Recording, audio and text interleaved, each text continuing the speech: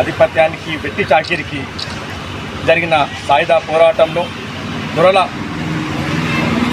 Bullet తూటాలకు బలైన తొలి అమరుడు దొడ్డి కొమరయ్య వర్ధంతి సందర్భంగా వారికి నివాళులు అర్పించుకుంటూ మరి ఆ రోజు ఏదైతే దొడ్డి కొమరయ్య మరి పోరాడి మరి బుల్లెట్ గాయాలకు మరి చనిపోవడం జరిగిందో మరి ఆయన ఒక్క మరణంతో యావత్తు తెలంగాణ మరి మరి ఆంధ్రప్రదేశ్లో ఒక కదలిక వచ్చి అప్పుడున్నటువంటి 7వ నిజాంని మరి వారిని అట్టొడిపించి వారికి ఎదురొడిన మరి ఆయన ఆదర్శంగా తీసుకొని నిలవడం జరిగింది.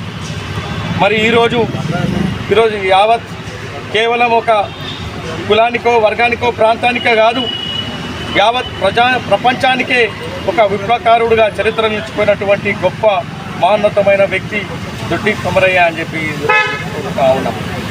మరి వారిని దాదాపు ప్రతి జిల్లాకు ఒక మెడికల్ కాలేజీ వస్తూ ఉన్నాయి.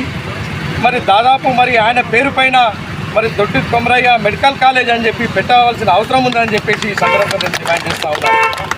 మరి ముఖ్యంగా కొమరయ్యని ఆశయంగా వారిని ఆలోచనలని మనము వాళ్ళని పదును పెట్టి మనం అందరం కూడా ఐక్యత కావాలి.